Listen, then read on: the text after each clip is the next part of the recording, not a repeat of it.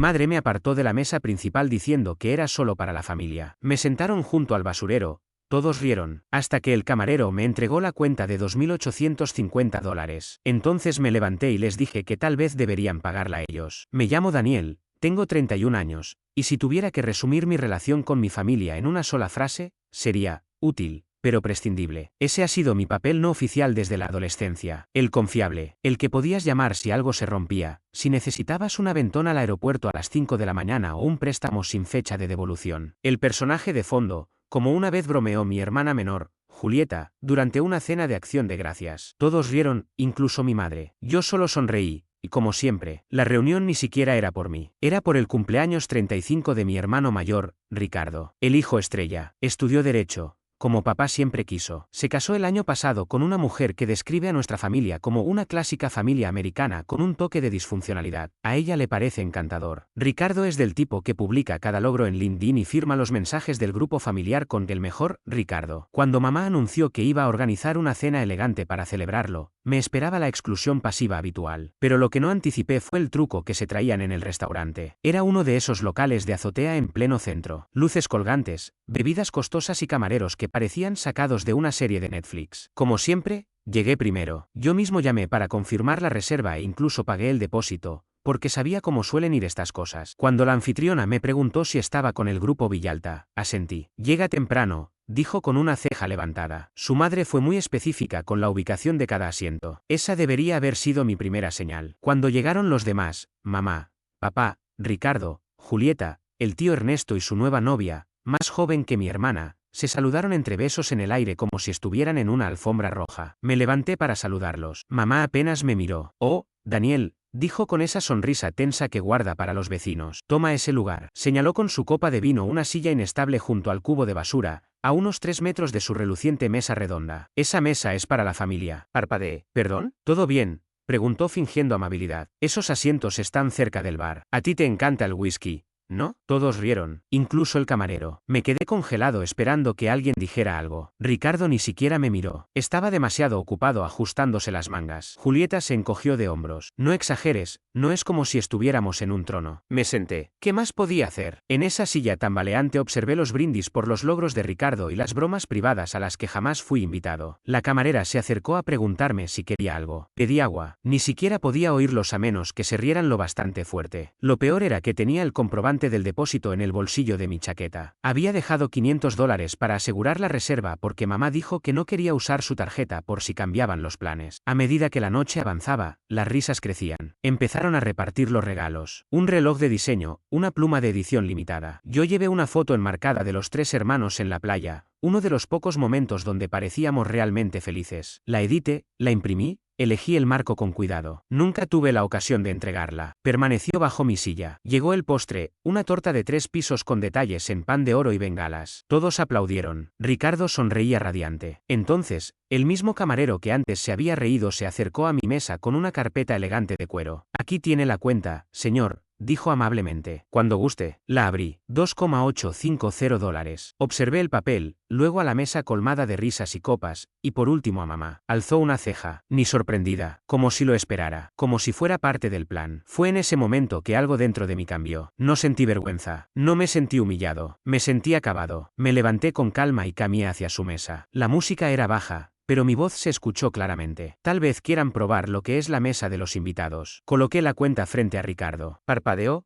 confundido. ¿Qué es esto? El costo de ser hijo único, respondí, dándome la vuelta. Pero no me fui, porque ellos no sabían que no había pagado el depósito. Yo hice la reserva, organicé el maridaje de vinos, elegí el centro de mesa floral que mamá calificó de elegante. Mi tarjeta estaba registrada para todo, y tenía la paciencia suficiente para llevar todo hasta el final, como siempre, en silencio, con cuidado y con recibos. No me marché furioso. Habría sido demasiado fácil para ellos, demasiado fácil de olvidar. En cambio, volví a mi silla tambaleante junto al cubo de basura y observé la escena como si fuera una obra que había visto ensayar muchas veces. Pero esta vez, el guión estaba a punto de cambiar. Ricardo abrió la carpeta y pagó. ¿$2,850? Es una broma. Mamá lo miró con los ojos en blanco. No puede ser. Ah, pero sí, dije con voz lo suficientemente alta para que el camarero me oyera. Aperitivos, plato principal, bebidas, pastel personalizado, propina incluida. Reservado todo la semana pasada. El depósito fue de $500. ¿Lo recuerdas, verdad, mamá? Cuando dijiste que no querías usar tu tarjeta. Su sonrisa desapareció. Daniel, este no es el momento. Me recosté en la silla. Me parece el momento perfecto. Querían que me sentara fuera. No hay problema. Que no saliera en las fotos. De acuerdo. Pero dejarme con la cuenta después de excluirme como a un extra. No. La mesa quedó en silencio. Hasta la novia del tío Ernesto, que solo había estado tomándose selfies, levantó la vista. Julieta dejó escapar una risa tensa. Vamos, Daniel, estás exagerando. Pensamos que no te importaba. Siempre pagas tú las cosas. Esa frase me golpeó más de lo que esperaba. Siempre pagas tú las cosas. Lo dijo como si fuera parte de mi personalidad. Como si no fuera una decisión tomada por afecto, o por responsabilidad, sino una expectativa natural. Como que salga el sol. O que yo llegue temprano. Respiré profundo. Tienes razón. Yo era siempre quien pagaba las cenas de cumpleaños, las fiestas sorpresa, esas supuestas emergencias familiares que nunca parecían terminar. Pero esa noche, no más. Ya no. Ricardo carraspeó. ¿Así que simplemente te vas? Preguntó. ¿Tú hiciste la reserva? ¿Tu tarjeta está asociada? Saqué el teléfono del bolsillo con calma y respondí mientras tecleaba. La cancelé hace media hora. Llamé directamente al gerente del restaurante y pedí que se reemitiera la factura, ajustándola a la cuenta actual. Ahora es asunto de ustedes, dije con frialdad. Disfruta el reloj. Por cierto, debe haber costado bastante. Ricardo me miró como si estuviera a punto de decir algo, pero no le dio tiempo. El camarero volvió con una nueva copia de la cuenta y la dejó con cuidado frente a él. A solicitud del titular de la reserva, dijo el camarero, hemos retirado el depósito y los cargos asociados. El total acumulado desde su llegada esta noche es de $2.850. ¿Desea dividir la cuenta? Yo no pienso pagar esto, respondió Ricardo de inmediato,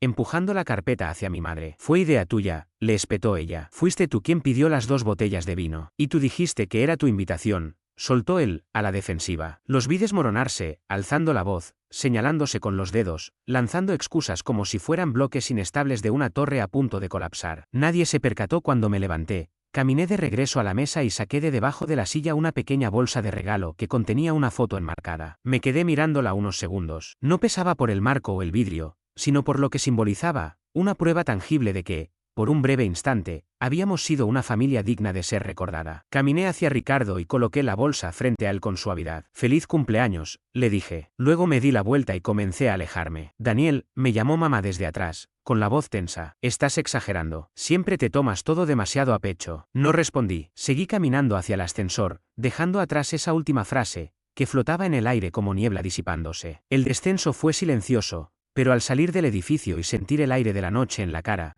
sonreí por primera vez en todo el día. No porque hubiera ganado algo, sino porque, por una vez, no me lo tragué todo. No hice el papel. No pagué por el privilegio de ser ignorado. Caminé unas cuantas cuadras antes de volver a sacar el teléfono. Me quedaba una última cosa por hacer, porque lo que ellos no sabían era que había estado financiando mucho más que la cena. La cuenta del servicio de transporte compartido del grupo estaba a mi nombre. Lo mismo ocurría con el hotel en el que Ricardo y su esposa se hospedaron ese fin de semana, e incluso con las plataformas de streaming que todos usaban simplemente porque era más cómodo. Fui abriendo una por una las aplicaciones y, sin apuro, fui retirando mi tarjeta, cancelando lo que era mío, revocando lo que yo había financiado. No por rencor, sino por claridad. No era su asistente, ni su billetera, ni el hermano invisible que se sentaba en silencio esperando que lo recordaran. Ya estaba harto. La mañana siguiente lo confirmó todo. Un aviso de mi app bancaria me informó que se había rechazado un cargo de $278 del hotel. Ya no estaba vinculado a mi tarjeta. Luego intentaron iniciar sesión en Netflix. Después en Spotify. Más tarde en Apple Music. Podía imaginar la voz de Julieta en mi cabeza.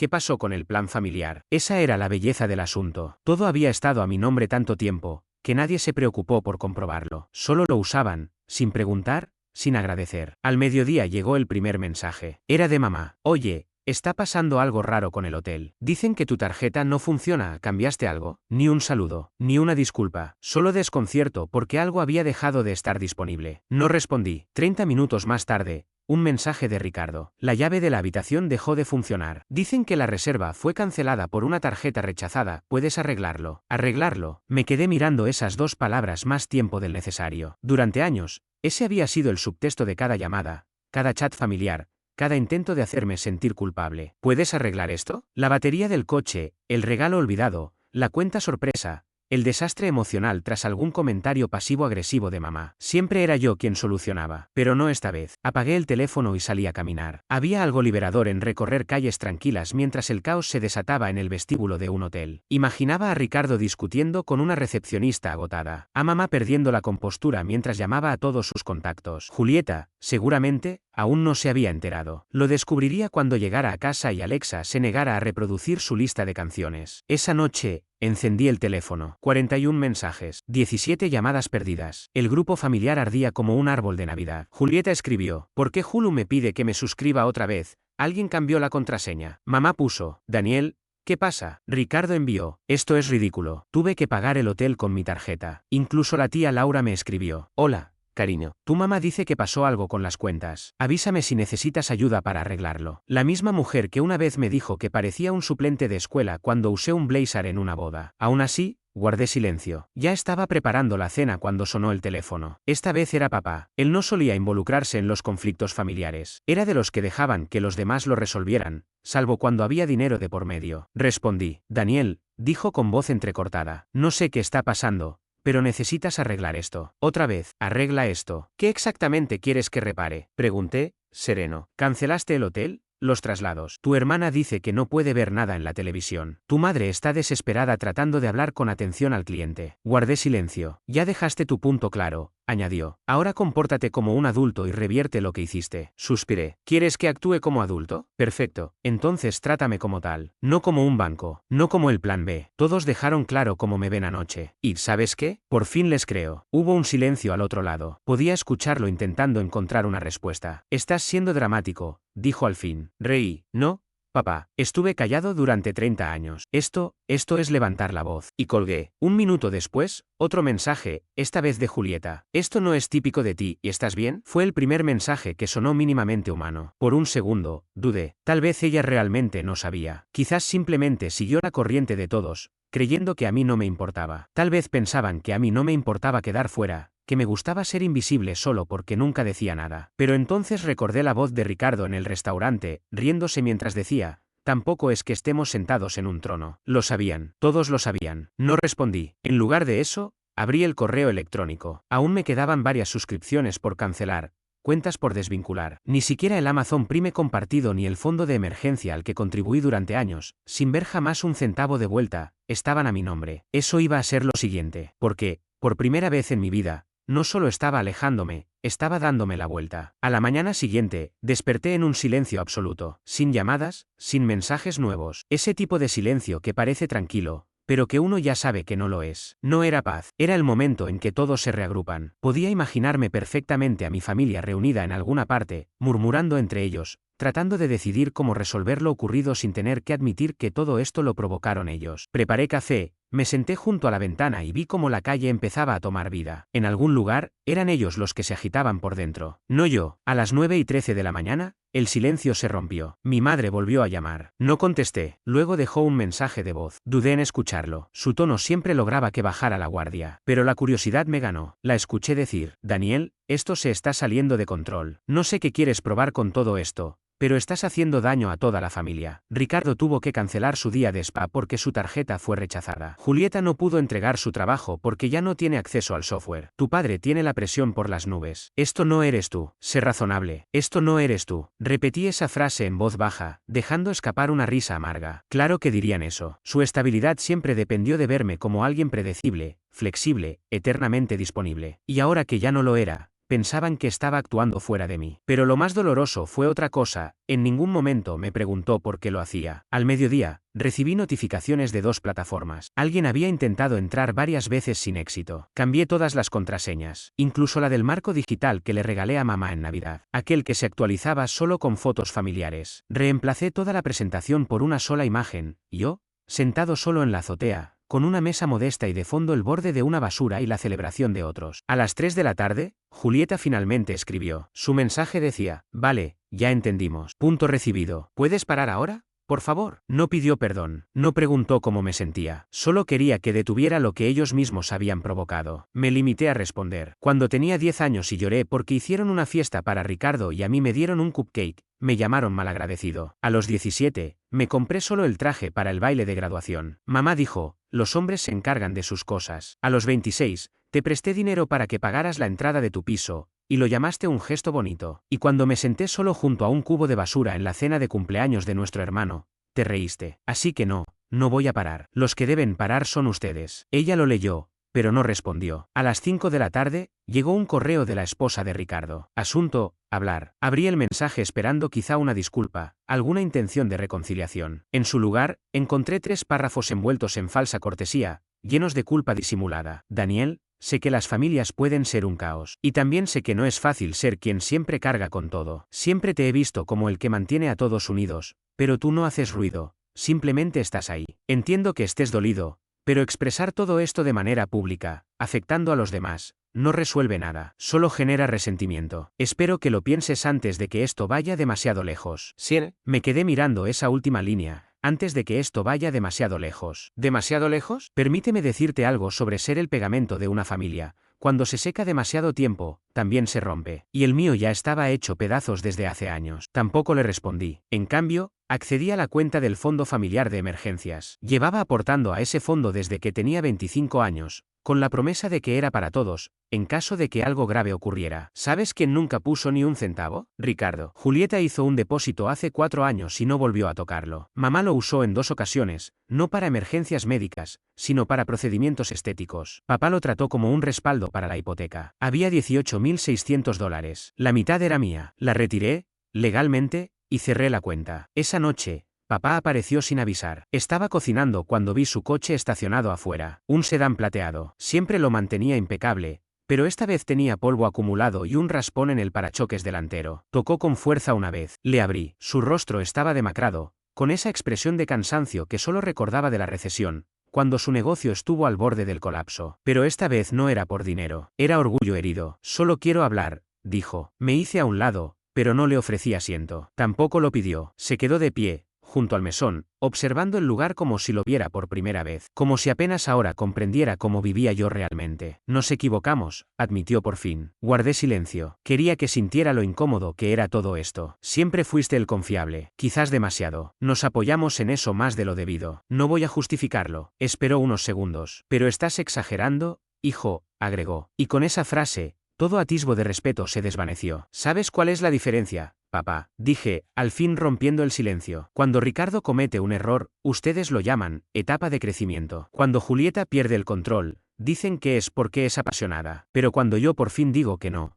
soy yo el que exagera. Abrió la boca como si fuera a decir algo, pero no me detuve. Todos me llevaron al límite y luego actuaron como si fuera una sorpresa cuando, por fin, decidí poner un alto. Me aparté un paso, cansado. Me dejaron fuera, me volvieron el chiste, y al final intentaron cargarme con la cuenta, tanto literal como emocionalmente. Y en el instante en que me alejé, de pronto yo era el villano. No dijo ni una palabra, solo bajó la mirada, como si de pronto las baldosas de mi cocina fueran lo más interesante del mundo. Ya no estoy aquí para arreglar nada, dije, firme. No soy su red de seguridad. No soy el pegamento que los mantiene unidos. En ese momento se escuchó un golpe en la puerta. Otra visita. Miré por la mirilla más tiempo del necesario. Era ella, mamá, vestida como para ir a misa, aunque era jueves. Los labios apretados como si hubiera ensayado esa expresión frente al espejo. Traía una fuente en las manos, como si el queso gratinado y los carbohidratos fueran capaces de deshacer años de haber sido tratado como un borrador en sus vidas. Abrí la puerta lentamente. Hola, cariño, dijo, alzando el plato como si fuera una escena de comedia, fingiendo que la lasaña iba a aliviar la tensión. Entró sin esperar respuesta, empujando ligeramente a papá, como si el apartamento fuera suyo. Él seguía de pie cerca del mostrador, brazos cruzados,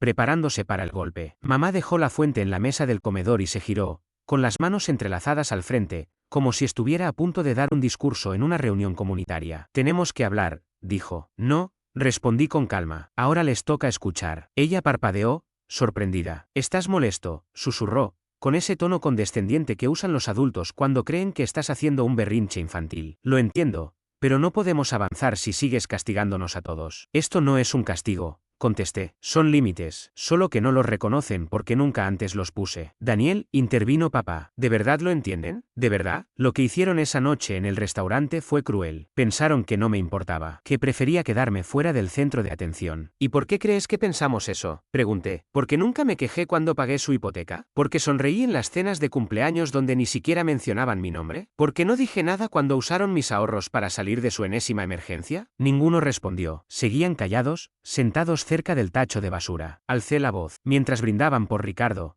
chocaban copas y repartían pastel, me señalaron un asiento junto al basurero y dijeron, supongo que puedes sentarte ahí. Y cuando llegó la cuenta, me la entregaron como si fuera el camarero. El labio inferior de mamá tembló apenas un instante, pero se recompuso. Ella nunca lloraba sin un objetivo claro. Ricardo no quería que pasara eso. No se trata de Ricardo, se trata de todos ustedes, de cómo me han tratado como un personaje secundario en esta pequeña obra familiar, como si solo estuviera aquí para sostener la historia, pero nunca para ser parte de ella. Me giré hacia papá. Tú una vez me dijiste que ser hombre era dar un paso al frente y encargarse de lo necesario. Lo hice durante años, pero he aprendido algo. Dar un paso al frente no significa permitir que pasen por encima de ti. Se quedaron ahí, congelados, sin excusas, sin disculpas, y continué. Desde hoy, se acabó el financiarles la vida. Ya eliminé mi tarjeta de todas las cuentas, Hulu, Netflix, las reservas de hoteles, Amazon Prime, el plan familiar del celular, incluso ese fondo de emergencias que ya no existe. Ahora tendrán que usar sus propias tarjetas, sus propios nombres, su propio dinero. No puedes simplemente alejarte de tu familia, dijo mamá,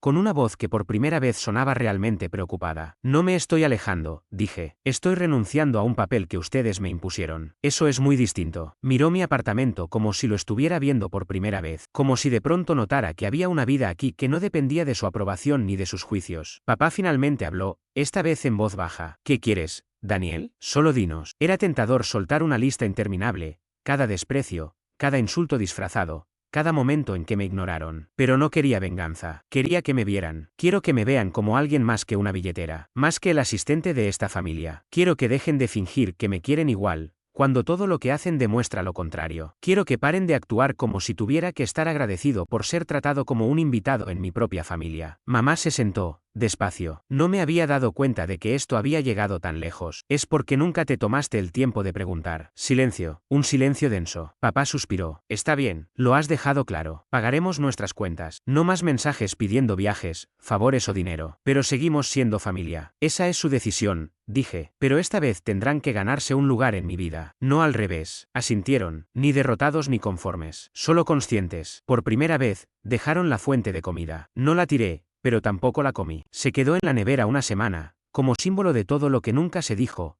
tibia, pesada, cargada de culpa. Ese fin de semana, recibí un mensaje de Julieta. Solo 2 palabras, lo siento. No respondí, todavía no, pero tampoco lo eliminé. Pasaron semanas. El grupo familiar en el chat quedó en silencio. Supongo que entendieron que no iba a volver solo porque lo esperaban. Al principio, fue un alivio. No más bromas pasivo-agresivas, ni halagos con doble filo, solo tranquilidad. Pero luego pasó algo extraño. Una mañana, llegó un sobre sin remitente. Dentro, una carta escrita a mano por Ricardo. Daniel, no sé si esto cambia algo, pero necesito decirlo. Aquella noche en el restaurante, vi que estabas molesto. Te vi, y no hice nada. Pensé que solo estabas siendo tú. Ahora me doy cuenta de que ni siquiera sé quién eres. He disfrutado tanto de ser el favorito que olvidé cuánto de eso fue a costa tuya. Te mereces algo mejor. Lo lamento. Voy a devolverte el depósito. No sé cuánto me tomará, pero voy a empezar. Adjunto los primeros 200. El cheque era real. No lo cobré. Aún no, pero lo guardé. No porque esperara algo más de él, sino porque por primera vez sentí que alguien realmente lo entendía. No todo, no al 100%. Pero al menos había una chispa de conciencia, algo que en mi familia rara vez se ofrecía sin condiciones. No respondí, no devolví el mensaje, no hubo reconciliación inmediata, solo espacio, y en ese espacio, algo se acomodó dentro de mí. No estoy esperando que cambien, tampoco vivo en función de si me extrañan o no. Lo que sí tengo ahora es claridad, paz, la clase de tranquilidad que llega cuando dejas de intentar pertenecer donde nunca fuiste aceptado del todo. Los domingos, en lugar de sentarme frente a la pantalla esperando una videollamada que nunca llega, salgo a caminar. A veces, me detengo en una cafetería cualquiera, sin pensar demasiado. Hablo con gente que no conoce mi historia, que no espera que sea el mediador, el salvador, el que soluciona todo. Y eso, para mí, ya es suficiente. No sé qué pasará con ellos. Tal vez algún día toquemos el tema. Tal vez no. Pero lo que sí sé es que, esta vez, si alguien quiere estar en mi vida, tendrá que empezar desde el respeto. No habrá segunda fila para mí nunca más.